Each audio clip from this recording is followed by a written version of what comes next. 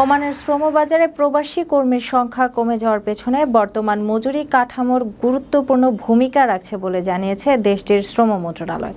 মন্ত্রণালয়ের মুখপাত্র ও শ্রম অধিদপ্তরের মহাপরিচালক আম্মার বিন সালেম আল সাদি জানান, বর্তমানে ভারতে বেতন অনেক ক্ষেত্রে ওমানের সমপর্যায়ে পৌঁছে যাওয়ায় শ্রমিকরা মধ্যপ্রাচ্যের চাকরির প্রতি আগের মতো আগ্রহ দেখাচ্ছেন না। তিনি বলেন, এটি মূলত শ্রমবাজারের স্বাভাবিক বৈশ্বিক পরিবর্তন, ওমান সরকারের কোনো নীতি সংশোধনের প্রভাব নয়। ওমান ভারত সমন্বিত অর্থনৈতিক অংশীদারিত্ব চুক্তি দেশটির শ্রমনীতি বা ওমানাইজেশন কাঠামোতে প্রভাব ফেলবে এমন ধারণাও অমূলক বলে মন্তব্য করেন তিনি। চুক্তি সত্ত্বেও বিদেশি কর্মী নিয়োগ ও শ্রমবাজার নিয়ন্ত্রণ সম্পূর্ণভাবে ওমান সরকারের হাতে থাকবে। একই সঙ্গে প্রবাসী কর্মীদের ভিসা ও কাগজপত্র সংক্রান্ত জটিলতাও শ্রমিক সংকটের একটি বাস্তব কারণ হিসেবে উঠে এসেছে।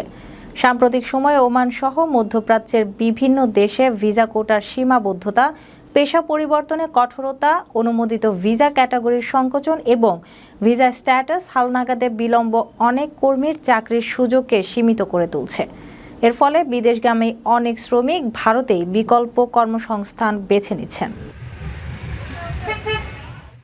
প্রবাসীদের জন্য নির্মাণ হচ্ছে দেশের প্রথম স্মার্ট সিটি, যেখানে থাকছে স্কুল, মসজিদ, হাসপাতাল, সুইমিং পুল, হেলিপ্যাড, জিম, পাঠাগার, সুপারমার্কেট, শিশু পার্ক সহ সকল নাগরিক সুবিধা।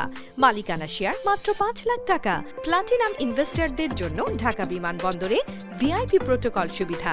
বিস্তারিত জানতে যোগাযোগ করুন স্ক্রিনে দেয়া হোয়াটসঅ্যাপ বা ইমো নাম্বারে।